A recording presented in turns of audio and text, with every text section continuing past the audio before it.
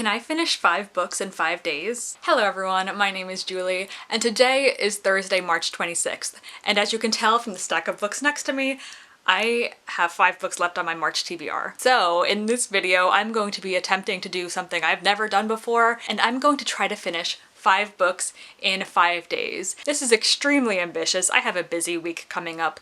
I don't think I've ever finished that many books in that many days. This is a lot of pages. I get distracted easily. I don't think I'm gonna be able to do it. Let's see what we have to read. The first book we have is an arc that has actually since been published, so I am being a bad reviewer by not having finished or even started this book before publication date. Hopefully I can finish it this month, at least during the release month of this book. This is You Did Nothing Wrong by C.G. Drews. I'm a little bit nervous because I read Hazelthorn by this author last month, and it definitely took me a little bit of time to get through. It wasn't my favorite. The writing was just very flowery and poetic, so it wasn't exactly a page turner. So can I finish this in the next 5 days? I guess we'll see. I haven't even started it. Next we have In the Miso Soup by Ryu Murakami. This is a book I pulled in my March TBR video. Again, haven't started it, but it's only about 200 pages, so hypothetically I could finish this in one sitting, although I don't really feel like I have the attention span for that. I guess we'll see. Maybe it could be a bit of an experiment. And this is a translated horror novel. Hopefully it's quick, snappy, and gets to the point. Another book we pulled from our March TBR. This is The Candy House by Jennifer Egan. Another book I have yet to start. This is a science fiction book. The plot sounds super engaging, so hopefully it'll be a quick, fun read. Next we have The Obelisk Gate, the second book in the Broken Earth trilogy by N.K. Jemisin. I actually have started this book. I haven't made terrific progress, but I have started it, so it's better than I could say for the first 3 books. I've definitely had a bit of a slower start with this one since I read the first book in this trilogy late last year, so I've really been trying to get my bearings while starting this one, trying to remember the names of characters and their connections and the world. Now that I'm a bit into it, I hope I can pick up the pace. And then finally we have the biggest and scariest book, but thankfully I'm actually almost done with this one. We have The Raven Scholar by Antonia Hodgkin. This is a fantasy book that I am thoroughly enjoying right now, and hopefully within the next 2 days or so, I will be able to finish this one. Let's put the stack back. Stack attack. The first day of this challenge, Friday, I will be working that morning. Saturday, I'm working all day, 10 to 5. Sunday is hypothetically a free day, but my boyfriend recently bought Pokopia, and I've been spending every moment I have playing that game when I'm with him, and I don't have my work schedule for Tuesday, Monday yet. Hypothetically, I'll be working, and Tuesday I have a 3-hour class. Am I setting myself up for failure? Maybe a little bit. Hopefully I can tick one of these off a day and I'll finish my March TBR. Do you have faith in me? Because I surely do not. People will sometimes ask me how I read so much. I spend all of my time reading. I'll wake up early to read, and if we want to complete this challenge, then that is what must be done. It is day 1 of this challenge, it is Friday, and while I'm going to try to focus on finishing 1 book a day, I'm still going to be reading the other ones at that time because, again, I have the attention span of a mouse. I can't sit and read 400 pages of a book and like be satisfied. I have to kind of switch between them, and I don't want to be on the final day and have 0 progress in a 300-page book because I just don't think I could read 300 pages in 1 day. Although I guess technically if I'm reading 50 pages of 5 different books, that's pretty close. That's just how I reason it. Also, if you see my cat looking up this way, that's because that's where my snake is, and he wants to eat my snake. I won't let him, but this is just how it goes. Okay, I just got home from work. It's time to talk some strategy. So for today, day 1, I have a couple of hours before my boyfriend comes over, so I'm gonna try being the operative word, to read all of In the Miso Soup in 1 or 2-ish sittings. It's about 250-ish pages. In this short video where I tried to test my reading speed, I read about 60 pages in an hour. So math would say that that's like 3 or 4 hours for 240 pages. I've also been listening to The Obelisk Gate as an audiobook on my way to and from work, getting ready in the morning, on walks, and whatnot. So hopefully this should be my day 3 book. I'm looking at it right now. I have 6 hours left. I usually listen at a like 1.5 to 2 times speed, like 3-ish hours left of that. That's easy peasy. Tomorrow I should definitely finish The Raven Scholar. Like, I'm actually feeling somewhat good about this.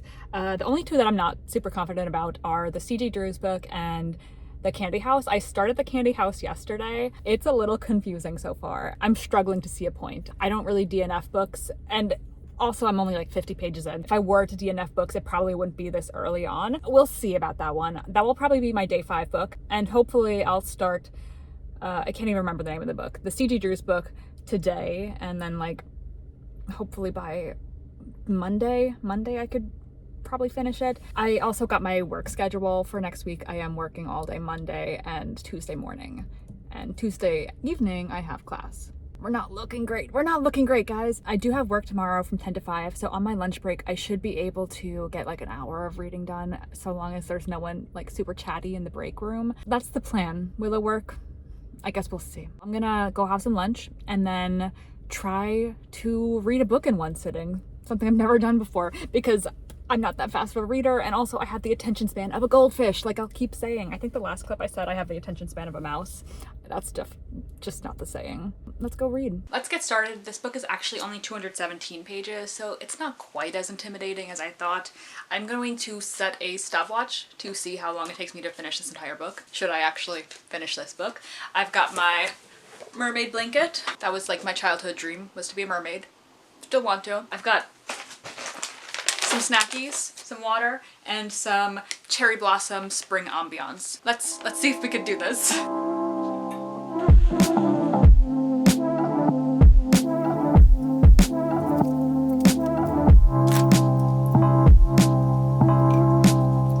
I've paused the timer at 1 hour. I have made it about 65 pages, so about, you know, a page a minute. That's not too shabby. I think that's pretty standard, honestly. This basically follows Kenji, who is a tour guide of Tokyo's sleazy nightlife, and his customer Frank, who is an American tourist. Kenji is almost immediately suspicious of Frank, who not only appears physically strange, but starts behaving oddly and lying about weird things. And in this area, there's also recently been a gruesome murder, and for reasons, Kenji starts to suspect that Frank might be the murderer. Another interesting aspect of this book is that it's taking place during the HIV/AIDS epidemic, so a lot of the sex workers in this area are very hesitant to work for foreigners, leading to some big emotions, some anger from Frank. It's definitely very unique. I don't think I've ever read anything quite like this. I love reading translated literature from different countries. It's very interesting to read about different cultures. I'll update you in another hour to see how much more progress I've made.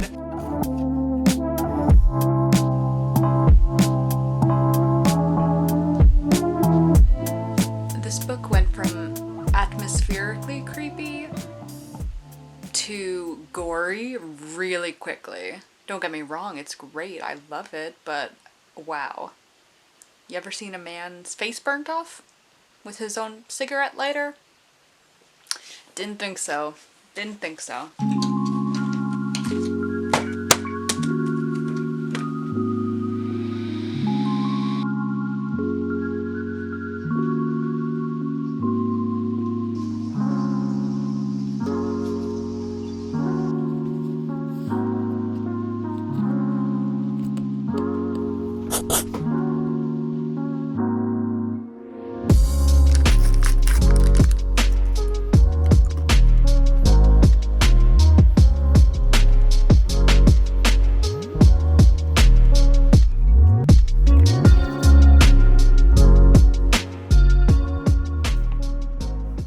Probably saw from that clusterfuck of clips yesterday, I actually did end up finishing in the miso soup.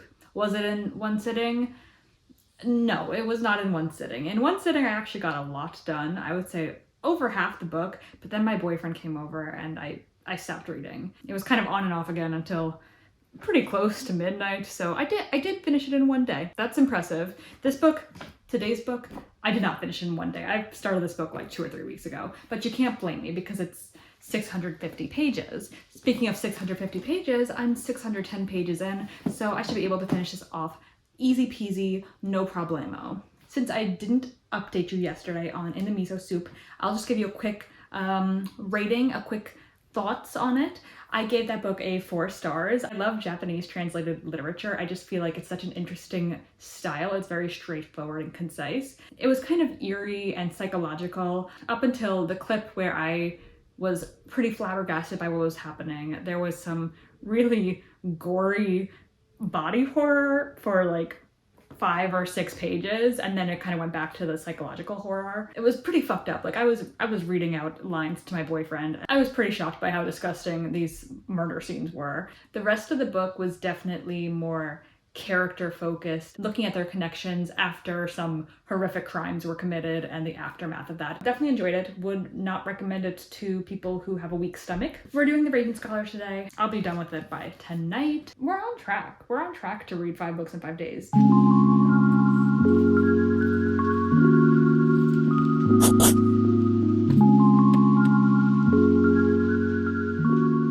tying my shoe.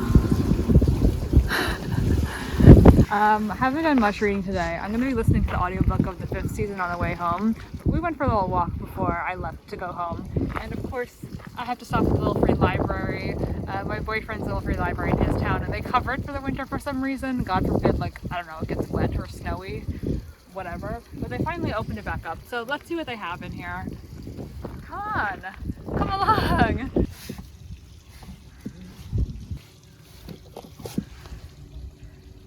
Okay, don't get mad at me for not leaving a book, but I am gonna take, this is a book by Leo Tolstoy. It's called The Kreutzer Sonata. I don't really know too much about it. And look, there's this creepy little tarot card in here. Somebody only made it to page 24.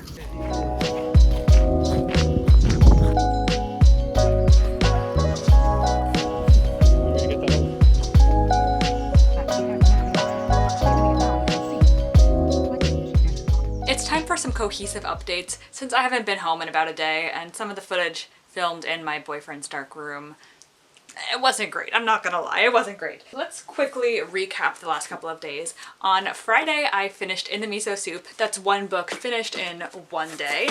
And then yesterday, Saturday, I ended up finishing The Raven Scholar. I gave this book a 5 stars. This is the first book in a new trilogy that basically has 8 different houses. They're all different animal houses. Our main character here, Nima, is a raven, and she is tasked with finding out the murderer of one of her fellow ravens. Basically, every 24 years in this world, a new emperor is chosen based on a slew of trials. 1 member of each of the 8 houses is sent up as a contestant, and whoever wins becomes the new emperor. That's what the synopsis of this book says, and that's what this book is for a while. But it's not that. It's like so many other things happen. The characters, the world, all of the development in this book is just so well done, so well deserved. I'll talk more about it in my reading wrap up for March. 2 down. And today is Sunday, and the book I'm working on today is The Obelisk Gate by N.K. Jemisin. It's actually so unfair of me because I have this book out from my library, and then let's go to my Libby app. I also have it taken out as an audiobook and as an ebook, so whoever wants to be reading this book in my county is kind of screwed over by me because I've been listening to it as an audiobook on my way to and from work. I'll be reading it as an ebook at night when it's dark, and honestly I've kind of been neglecting this paperback. This bookmark is nowhere near where I actually am. Where am I actually? Where I am is about 80% way through this book. So on chapter 17, let's put the bookmark in as a point of reference. We are about this much of the way through the book. The audiobook has 2 hours and 41 minutes left in it. I'll probably go for a walk and listen more of that. Now that I've committed to the audiobook, like I'm just very happy with how the narrator sounds and the voices she does. The other 2 books I have to finish on Monday and Tuesday. I'm a little bit more worried because I've made very little progress with it. The Candy House, I'm 50 pages into this book and it's about 350. And You Did Nothing Wrong by C.G. Drews. I started this yesterday and I'm actually really enjoying it. And I'm 30% of the way through this. I think it's only about 300 pages. So this one I don't think I'm gonna have a problem finishing. I think this is gonna be the problem child.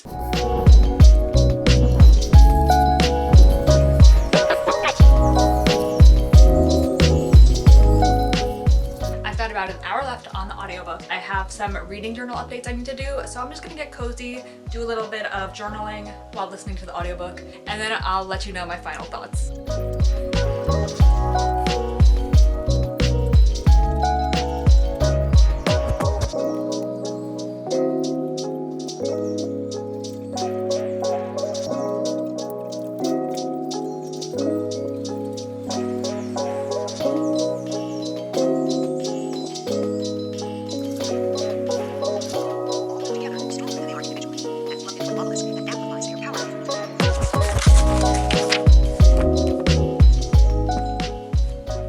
did it. We finished book number 3. This one's gonna be hard to explain since it is the second in a very high fantasy slash sci-fi series. The first book in this series is the 5th season, and I was obsessed with that book. I feel like I did this book a little bit of a disservice by waiting so long to read it in between the first and the second, because I was definitely struggling to remember the finer details from the first book.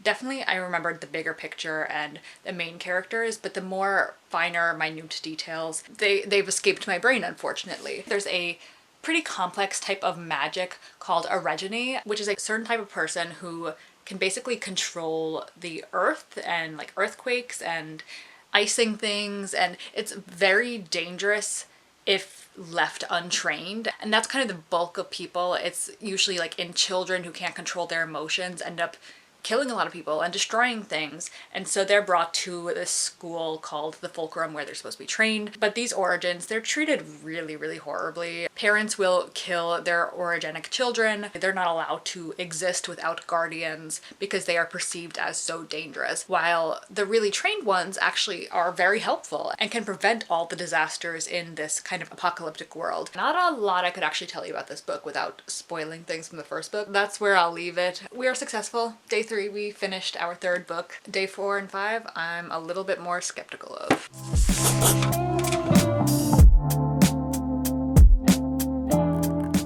Day 4.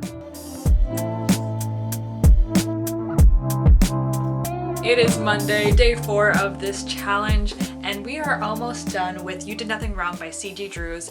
I ended last night with having read at least 60% of this. This is a really quick read. I think it says I have an hour left, because I did some reading this morning. I did some reading during my lunch break at work. 41 minutes left. And then we have The Problem Child, we have The Candy House. I'm about 90 pages the way through. Realistically, I should probably be able to finish this by tomorrow. However, I just feel like I'm not that gripped by the story. Like, honestly, I'm just confused. The synopsis says one thing. It says it's about this technology where you can basically rewatch your memories and they could be sold and shared and all of that. Oh, my snake is hissing behind me. Say hi to Hawk. He is mad that I'm filming an update. But as of now, I feel like we're only just kind of learning about, I don't even know what we're learning about.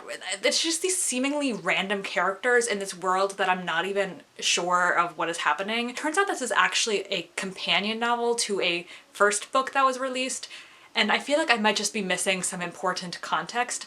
I looked it up. It says you can read this as a standalone, but I just feel like I'm missing out on something. My little noodle is angry with me for reasons unclear. If he looks malnourished, it's because he refuses to eat during the winter, and so we still gotta bulk him up a little bit. He's just my little guy. See, he's not mad. He was just having a little bit of a hissy fit. He's fine. Anywho, The Candy House. Not feeling great about it. Not sure I'll finish it tomorrow. I'll try to power through, but if I'm not enjoying it, I'm not gonna waste my time, honestly. Okay, I'm gonna put him back, and then I'll update you once I finish this book.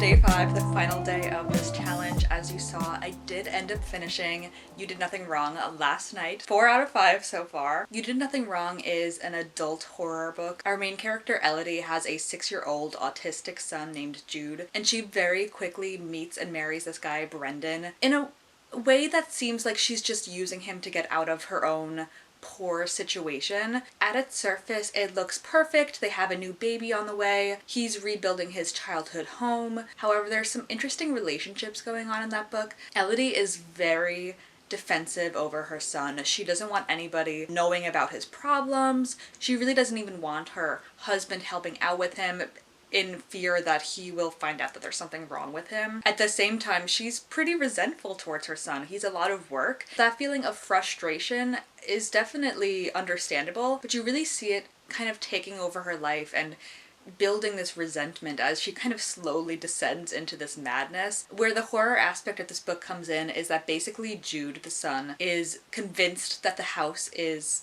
not haunted, but he thinks the house is alive. He thinks that the renovations are hurting the house. He hears things in the walls. He thinks that it's gonna eat him. He does not feel safe. The last like 10% of this book, when it ramped up with the horror aspects, it felt like, I don't know, it felt a little much, a little cheesy. The house being personified as its own character felt somewhat reminiscent of The Shining by Stephen King, of course, with the hotel being its own character, which I thought was definitely a fun aspect. I gave it a 4 out of 5 stars. And now today we are tackling my biggest nightmare. Last night I was able to make it to about page 130 of 330 pages. 200 pages left to go today, which, I don't know, it doesn't feel achievable even though I've been doing that the last 4 days. I think it's just this story. I do have work from 10 to 1, so it's a quick work day, but then I also have class later on, 6:40 to 9:10. Yes, I love grad school night classes. So I do have a big chunk of day to get that done, as well as, you know, about an hour this morning. But I've made it this far, so it would feel like quitting if I didn't try. I am excited to go back to reading at a slower pace. This breakneck pace has certainly not fit my lifestyle. I feel like I've been doing nothing else but reading, which is, I mean, how it usually is, but more so than usual. I haven't been able to read more than 14 books a month in, I don't know, the last 2 or 3 years I've been reading. This book, if I finished it, would be my 16th, so clearly this is working to get me to read more.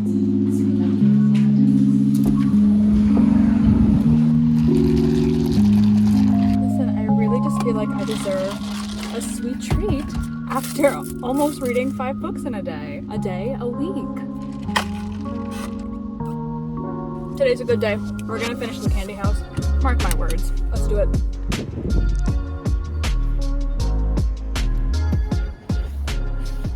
We are outside reading since it's warm-ish today. It was 70 degrees before. Went for a little walk, watched a little TV, and it's now, let's see, it's now about 4:30, so I have class in about 2 hours. I'm on page 194 of 330, still about 140 pages left.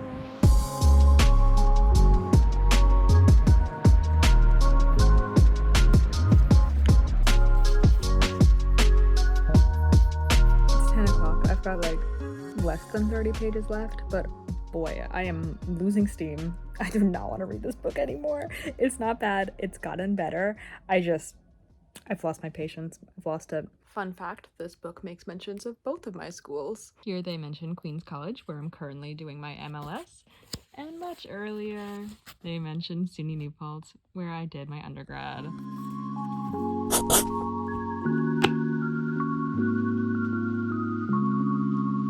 Guys, we did it. We finished this giant stack of books in 5 days. Granted, we didn't start all these books within the last 5 days. That's besides the point. I'll be going back to a normal reading speed, or at least what I consider normal for someone who reads 150 books a year. And before I forget, let me do my final ratings / thoughts on the Candy House. I ended up giving this a 3.5 stars. There were parts of it that I really enjoyed. And like I was saying before, the general premise is that there's this new technology called Own Your Unconscious, where you could basically store and share all of your memories, and that is such a cool concept. But this book really didn't focus on that. It was really more of a character study of a bunch of different characters that were interwoven in somewhat complex ways, and how their lives are subtly changed by this technology. Some of these character stories were fascinating, others were so boring. It was really a mixed bag. There was also some interesting formatting in here, like we had a couple of chapters of these complex email threads. There was also this format here that was done by a character who was a spy, and this is all in like second